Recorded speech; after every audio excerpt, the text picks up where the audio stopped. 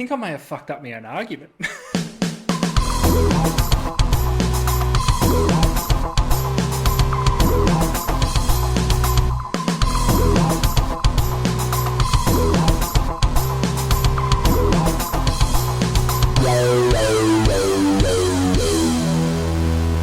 Hello, everybody. Welcome to the Deep Drop for another episode.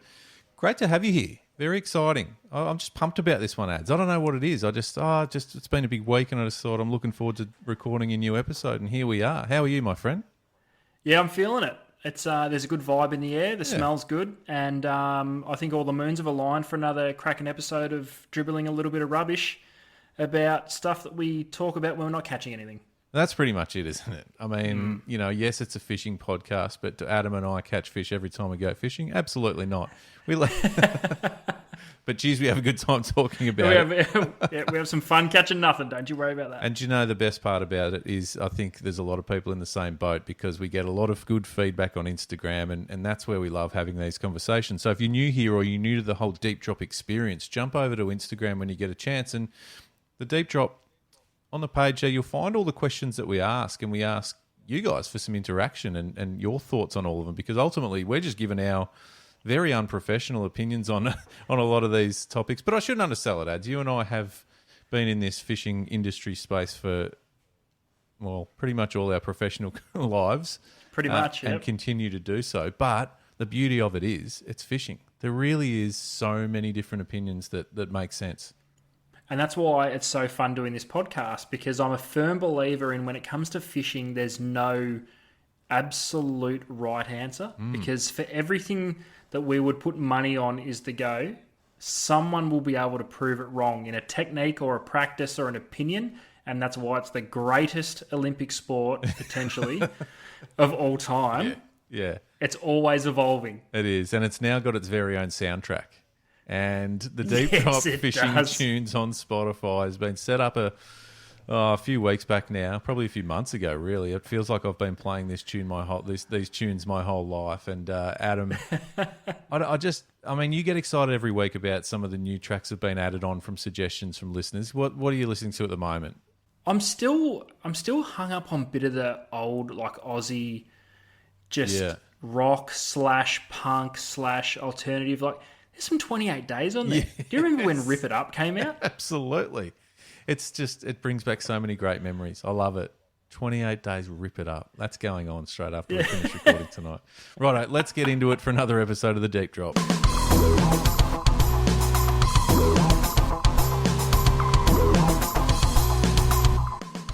Do we need more education on looking after your catch? Great question and great topic of conversation, Luke, because it's probably a topic that's come about more and more in recent times, and rightly so. And I think it's just in the natural evolution of fishing, we are talking about it more. I think we went through the days of recreational fishing where everything was about catch and release. And it instilled some good practices. There's young kids that were losing their minds on giving the fish a kiss and letting it go, and that was great. I think we're moving into a time now where it's not only about catch and release, but it's also about enjoying a feed. It is about the hunter and gatherer lifestyle for some people. There's something romantic about planning a trip, executing a plan, coming home with some fresh fish, and then in turn looking after it to getting the most out of it. And I think it's something that is... I wouldn't say we need more education. I think we need more consistent education. I think the hunting sector of the outdoor life has done a brilliant job at this. They've actually, in some avenues, they've turned hunting into more of an accepted pastime because they really lent into pushing the point of respecting the catch, how to break it down properly, and utilising every single bit. I think us as fishermen can take bits of that and really drill that home to everyone else who is thinking that fishing is a negative pastime. There's nothing negative about it. I respect everyone's opinion on whether they take something or choose not to. Yeah. So I don't think it's more of we need more education. I think we just need more consistent education on what we do as fishermen to look after our catch. I love it. And we're talking about catching and keeping for a feed, as you mentioned. And I think there's been a bit of communication and a bit of noise around the last, I would say, couple of years in particular with fish like southern bluefin tuna. We know there's a few steps in making sure you get the most out of the meat when you're doing it, but it's also about the harvest. And you talk about the hunting sector doing it so well, and I couldn't agree more. And it's not just about catching to keep. Like, we're talking about utilizing every possible part of said species for a feed, because and fair chunk of it is edible, like the majority of it. And I'm not saying that we all have to be high end 3-hat Michelin hat, whatever they call them, chefs with those amazing knives that just carve through anything. We're not. The vast majority of us are not, but there are certainly things that we can pick up and learn along the way that will help in creating beautiful flesh out of a fish like a tuna. But I agree in that I think there could be some more communication, regular communication and consistent communication, even around some of the bread and butter species ads. Because, like, for all I know, I'm wasting some precious parts of a whiting or a flathead or a snapper that I really don't know about. And I just think even sometimes, and look, I know there's plenty of content that I could find out there on how to clean them up properly and whatnot, but maybe some more readily available information or so forth. Look, I'm putting my hand up straight away. I'm not great at filleting a fish. I'm not even going to beat around the bush there. I'm not. I'd like to be better. But I don't think that's entirely the full part of the question. We can all learn how to fillet fish better through repetition, through technique. There's all that sort of stuff. I'm sort of more thinking about, what do you do to ensure you get the best quality meat? So take an Australian salmon, for example. Yep. We all learned as kids, if you wanted to eat it, you've got to basically bleed it straight away. Stick its head in the sand. Is that something that should be done for all species? Maybe. Look, I do know across quite a few species, and quite a few anglers will do that. Like kingfish is one. I don't know. Like salmon, I think some people do it with some trevally species and that sort of thing. But yeah, it's a good question. But should we be doing it with, say, a snapper? Don't know. Great question. Yeah, don't know. And this is the point. I don't know. I haven't had or seen any of that information. So it's a great point you raise. Someone out there's got there's scope here for someone to fire up a whole new YouTube channel about just this. I'm guarantee it'll get traction. But so there's that. So there's the element of like, okay, you've just caught it. What do you do immediately? Bleed it? Don't know. Like, yes, I know some species it's pretty well known that you should do that, as you mentioned. Do you put them on ice? Do you not put them on ice? Do you need a slurry? Do you need a certain temperature of that slurry that, okay, we're getting into some pretty hectic detail, but all of that sort of stuff. Do you need to lop the... Oh, actually, I was going to say, do you need to lop the fillets off straight away? But you're not allowed to do that. No, but even down to dispatching the fish. I know there's been a lot of information out there when it comes to bluefin tuna and even snapper. I know Dr. Paul Hardy-Smith was doing the rounds a few years ago, particularly on the care of bluefin and snapper in regards to getting the best quality meat. But I think we could always get that information, because if we're always seeing it somewhere, it just drills it in. You know what I mean? Rather than just that. Oh yeah, I know I should, but it's just a trout or a flathead or That's a great point. I mean, we potentially are missing out on a species that's already good. Could be even better if we do something exactly. different. Yeah, it was interesting about dispatch. Like there was probably quite a few years back now, a push about even something like a calamari, spiking it instantly to help, or to preserve the flesh better or the meat better and whatever it is. So look, there's got to be more to it. It's a scientific probably process, some of it, isn't it? Yeah, it does make sense, but for the effort required, and again, something that's not spoken about at all, because it's probably a little bit counterintuitive even to the question we're asking right now, but is the effort involved to getting that point, does it make that much of a difference that you must do it all the time? Yeah, I guess in the modern day, if someone came up with an amazing scenario to make a flathead better, we'd probably know. So I just think maybe that for the effort of doing something that's going to make it marginally better, or if at all, it's probably not worth it. Because like take a King George whiting for example. Yeah. They're typically not really a species that bleed a lot anyway. No. No one talks about brain spiking them to make the meat better. Yeah. No, that's a good Ice point. slurry, yes, definitely. But I think that's just common sense keeping fish. Like, if fish is warm, it's going to go bad. So we've discovered that over the last probably for eternity that don't leave a fish out in the sun. Yeah. But it doesn't ice get much slurry more. makes sense. Doesn't get much more micro than that, though, does it? I mean, for those bread and butter species. Well, okay, what about your opinion on this one? If you were to say catch a flathead and you take it home to fillet it, do you honestly think washing it or rinsing it in fresh water makes a difference to the taste of the flesh? That's an interesting one. Because I think it's mind over matter a little bit. But because I sort of grew up kind of just cleaning them in fresh water after you get back. And then that, it kind of got drilled into me about not doing that. You got to make sure it's still salt water. But I don't know. I actually don't know if it makes that big a difference, to be honest. There'll be some people out there listening going, oh, yeah, you can't clean them in fresh water. It gets rid of the... But I don't know. How do we test that theory? Maybe we need to have side-by-side examples. Same fish caught the same day, one cleaned in fresh water, one cleaned in salt, cooked the same way, and see if there's any difference. It's even the same with something like a snapper. Dispatching it correctly, brain spike straight away. You know that, like the theory behind it, relaxing the muscles so there's no stress. Do you even notice? Bluefin, 100%. It's a completely different thing. It will actually cook itself from the inside if not cared for properly, and it will spoil the meat. So that makes sense. But see, that's the one species where there's been unbelievable correspondence to everyone about how to care for it. Yes. Yeah, for sure. That's a great call. I think it'd be really interesting to do some comparisons, wouldn't it? Like even something like a squid, if you just caught one and threw it straight in a cooler bag or ice slurry or whatever it is without spiking it, as opposed to one that you've dispatched with a spike or whatever, are you really going to notice? Let's just say I've never eaten a calamari that I've caught, whether it's dispatched straight away, cleaned straight away, in ice, not on ice, just in a bucket of water.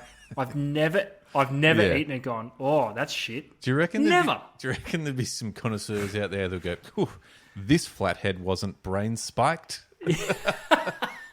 This flathead was washed in fresh water from the Dandenong Ranges. I can taste the fresh. There would be. It's like when you go to a restaurant with those people who are fucking painful about their steak. Oh, mate. Yeah, okay, like we all appreciate a good steak, but don't go on about it. Don't claim it's not edible if it's slightly, or just go home. It's just there's definitely going to be people out there. So I don't know, but I think the beauty of this is, and again with this podcast, is we can just lean heavily on our friends out there in Instagram land, because I'd love to know if maybe there's people out there with ideas around the fresh versus salt thing, or any species that. I think I may have fucked up my own argument because I said at the start that no, I don't think we need more education. We just need more consistent education, and then just rattled off 12 things that I've got no idea about. So I'd like to officially change my answer. That's okay. Maybe we do. We'll accept that. Yeah, I wouldn't mind it. My answer would be I'd be open to hearing more information about and education about it. But yeah, you've done a backflip, but that's okay. I talked myself out of my own answer. Let's hear from people, because I think the best answers we ever get out of this podcast are not from you and I, Hans. I think we've established that early in the career of this podcast. So let us know. Jump on Instagram, find the question tile, and let us know your thoughts. Or if you just want to shoot us a message, if you don't want to be public, that's fine. Are there things you do that you've not found that do make a big difference, or are there places where there is more education that we can go and check it out, or whatever you've got for us? Do you brain spike? Do you not? Do you bleed? Do you not? That sounds a bit full on, but anyway, let us know.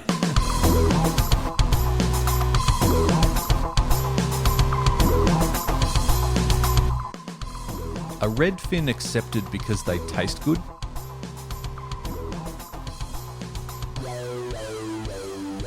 maybe a little bit, maybe a little bit controversial if you think of it.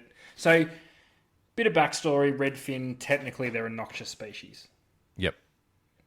It's not like a carp where it's as full on as they expect you not to release them, but they still are classed an invasive species, and we probably shouldn't be putting them back if we can help it. And I 100% believe this is the case solely because they taste good. So, just on that, what is the ruling around it? Is there rules that state you can't release them, or is it not? Is it grey area? I think it's grey area. I don't think it's certainly not pushed as hard as the carp thing. Like we all know, and it's been well documented and well pushed, and probably even written in the, Vic Fishing Guide that don't put them back. Right. And maybe there'd have to be context and nuance to the conversation. Clearly, redfin aren't mucking up the environment for our native species as much as what the carp are. Clearly, they're not. Yeah. Because then otherwise, I believe there would be, it would be pushed the same way as a carp is to don't get rid of it. And it's just a bonus they taste good. Yeah. But isn't it weird, though, how there's different classes of noxious fish? It kind of feels as though it should be kind of noxious or it's not. Yeah, it needs to be probably more black and white. But it's kind of that, thing it's like in football, isn't it? In AFL football, if you're a superstar of the game and you punch someone and knock them out, you'll get less weeks suspension than a nobody. Is that a weird weird sort of link there? But do you know what I'm saying?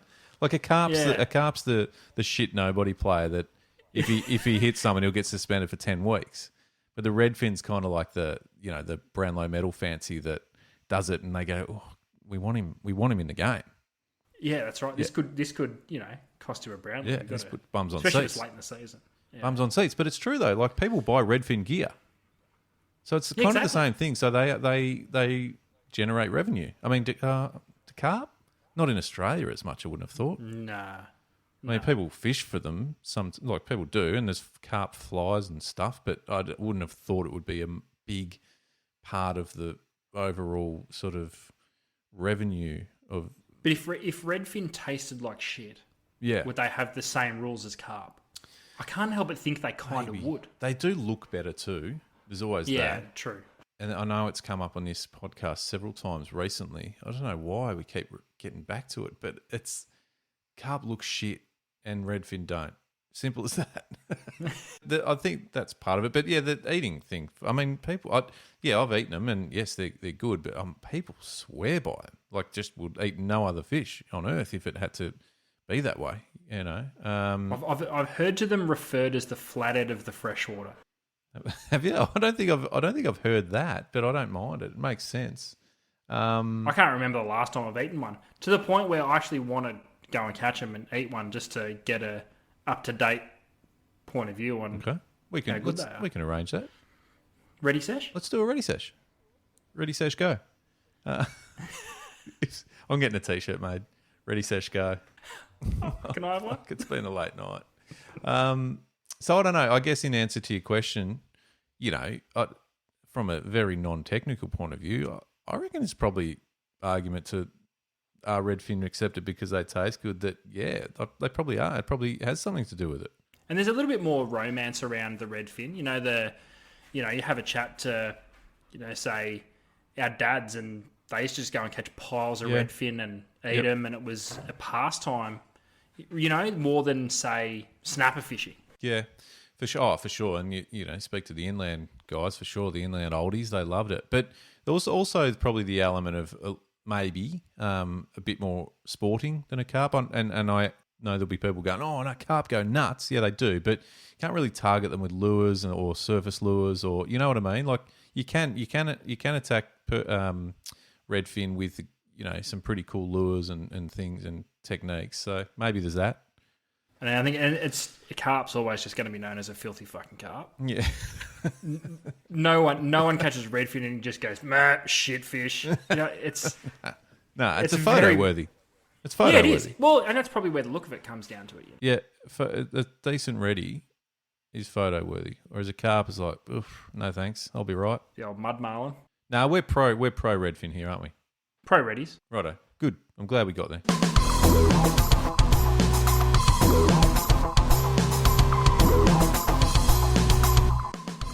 Is fishing ultra light as big of a deal as we make it out to be? I'm still undecided on if I'm comfortable and confident with my own answer. I'm kind of leaning towards it's not. This is troubling you, I can tell. It is legitimately troubling me because maybe I don't experiment enough with this. Like if I'm out in the yak chasing bream and I'm not catching them, I'll happily go, nah, it's shit, they're not on. Rather than drop my 6 pound down to 3 pound just to see if I can get a bite. See, I tend to think about this kind of the opposite way, where let's just use snapper, for example. If we've caught a couple, it's a good day, they're on. That's where I would then just go stupidly light for a bit of fun. Do you know what I mean? So I kind of see it as like, you've had a good day out, let's just have a bit of fun before we go home type thing. Now, there is argument for that once you hook up, a lot of the time you go, fuck, what did I do this for? Because then it's a long way back in on super light gear. But I just think that's the way I see fishing ultralight. Now, I think maybe where this question's coming from is just the standardised fishing ultralight for certain species as a just general rule. So I don't know, just as a technique that I would go to every time if it's something I think about. I sort of almost see it as a bit of a novelty almost. If we were to go flicking for trout in a stream, like I'm not going to put 30 pound leader on going, not losing any lures today. No. So No. I guess it kind of is a big deal, but I don't think it's as crucial to catching a bag of fish as what some people make it out to be. I mean, if you're a tournament angler and money's on the line, and you have to drop to 3 pound to get one fish, that could be the difference between finishing 12th and 2nd. Yeah. And so look, I kind of get it, but for a punter, I don't think it's as big a deal as what we talk about. I think there's arguments for some situations where it might be a bit harder work, where you just need to drop that leader size down considerably. Fish like flathead, are a good example at times where you could throw a bit of meat on a chain and they'll eat it. But a lot of the time, you've really got to be wary of what you're using and the gear you're using, and sometimes you have to really lighten up just to get a bite, as you say. But it also depends too. There's versions of what is ultralight. Do you know what I mean? Like, is this? That's true. When you're talking about fishing offshore for tuna right now, like there's plenty of fish out there right now. You could potentially catch a couple, then go, righto, let's have a bit of fun. But what does ultralight look like for southern bluefin tuna at the moment offshore? Because it's weird, because from a shop perspective, when I was in the shop, generally speaking, anyone trolling for tuna, it would be like 150 to 200 pound. Yeah, yuck. And you're like, that's not really light. But for those that are out there, if someone came in and said, I want you to rig up my outfit for casting poppers or stick baits or whatever, I'd probably be tying on 60 or 80. Yeah. Yeah. So why wouldn't I do the same if I'm trolling? Yep. I reckon a lot of people have gone that way now. I think gone are the days where the only outfits you're running are Tiagra 50 wides for bluefin tuna of 6 kilo. Do you know what I mean? But Luke, what if I hook a barrel? Well, fucking hold on.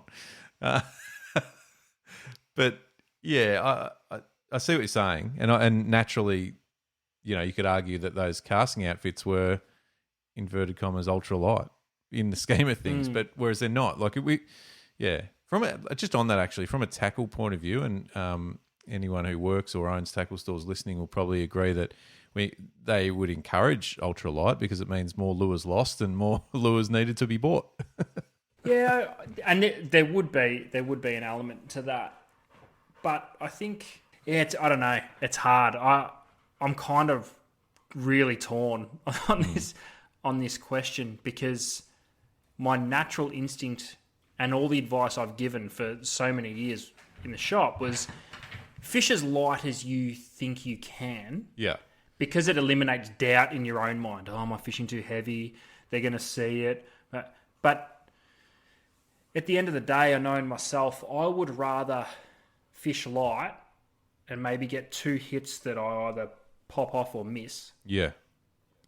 than fish heavy, not get a bite all day and go, nah, oh shit. Yeah. Yeah. But I actually don't know how much that makes a difference in getting a hit or a bite. Yeah. And I'm completely different on you mentioned bluefin. A lot of people are running 50 wides and heavy tackle all the time, Yeah. just in case a 100-kilo fish turns up. And I've always had advice that I'm happy to give out and believe in. Unless you're specifically targeting those fish, be prepared to lose it if you're going to get it. You know what I mean? If there's a 100-kilo bluefin around, then I think you've got to go armed with heavy tackle and be prepared to skip 12-kilo fish along the top. I think there's an argument now for the fact that it's almost one or the other. I think it's like people now, there'll be a bite of big fish and they'll just go purely just to catch big fish. And typically the little ones aren't necessarily in the area. Like not always, obviously they're all scattered throughout. But like, chatting to friends the other day who went purely to catch big fish. That's what they caught. And they had the heavy gear. But whereas, a week earlier... Did they go and do that because it had already been reported that there were big fish there? Yes, 100%. So that's smart. That's exactly... But if we're in the middle of, say, the last few months out the front here in Bass Strait. Those same people are running spin gear, not anywhere near as heavy as the gear they're using. Yeah. Because I still seem to think in my brain that majority of those people are still trolling around 50 wides and 24 and 37 kilo. Oh, probably. Going, big fish could be there. You're just eliminating some of the best fun you'll ever have. And they probably are. You're probably spot on. But yeah, that's where it's... I don't know. I guess I'm probably leaning towards what you said before about, if you happen to hook one of these monsters, then there goes me spool of reel, line, whatever. Yeah, and then you react. And put heavy gear, or your next trip, okay, there is big fish here, I can target them. It's no different to fishing these fish in the estuaries. You go down to 4 pound on brim and just hook a tank in the snags and it dusts you. You don't go, back on with the 20 pound. It's just, I got dusted. Yeah, yeah. Yeah, I think we've made sense of it, have we? I'm not convinced.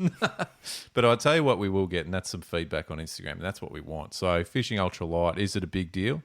Is it as a big deal as we make it out to be? I mean, that's where we could get some input from you guys out there in Instagram land and tell us, some examples. Maybe it is the tuna. Like, do you fish light to start with, or are you going heavy until you sort of run out of options? But I don't know. Yeah. I will stick by my earlier comment that I do like it as a bit of a novelty. So almost like, and we've done it ads together at, Kingfish and things like that, where you've just had a day out on all your normal gear and you go, let's drag out some, the 3 to 6 kilo outfits on fish that are up to 8 or 10 kilos or something. It's a bit of fun. You don't land many of them, but it's a bit of fun. So anyway. There'll be something. There'll be someone there who's shed some light on this subject for us for sure, and looking forward to hearing it, Ads, because I think we just made it even more confusing, which we often do. Without a doubt. I said I'm not confident in my own answer. I think I've confused the shit out of everyone that's made it this far through the podcast, and I'm not sorry about it. No. Tell me. Get on social media tell me, shut up, sort your shit out, do some research. We're the only podcast, I think, in the world that encourages people to troll us on social media and say, you don't know what you're talking about, shut up, do some research, and then do a podcast. Well, that's not the way we work. It's not going to happen. Well, we hope you've enjoyed it anyway, and hopefully you can see that we're along for the ride with you guys, and we're certainly not experts in any way, shape or form. We just have a bit of fun with the sport that is fishing, which we all love so passionately. Ads almost as much as the Deep Drop Fishing Tunes playlist on Spotify, which is just... Almost. Yeah, I mean, I've just queued up on my phone 28 Days, Rip It Up. If anyone wants to know what the hell we're talking about, at the top of the show, we're just talking about some of the bangers that are on the Spotify playlist that is called the Deep Drop Fishing Tunes. If you want to go and follow it if you want. I mean, I do, and I play it so often. And hit us up. What's the one tune that you almost just lost your mind over that you either haven't heard for ages Or you tell need us, on there. That's it. What's the one tune that's grabbed you, and what's one that has to be on? Missing, yeah. What's missing? Like we Because we can will add add them. 100%. We do it regularly. We heard from someone the other day about adding some Eminem tunes. I think we've just chucked a couple on there. So get I'll amongst probably delete them. it. Oh. No, there is no deletion once they're on there. Nah, we'll see. We give it a trial run. They're 3-month trial period. Anyway, there's that, and obviously getting in touch via messages or in the Instagram feed where the tiles are. Let us know your thoughts on all those topics because we absolutely love hearing from you about them. And I think there's probably another episode coming up soon where we might jump into some of the comments ads because we're getting some great feedback on so many of these episodes. Having a blast. Stick around, subscribe, tell your friends about it, do all the right things to keep this podcast rolling, and we will speak to you again soon.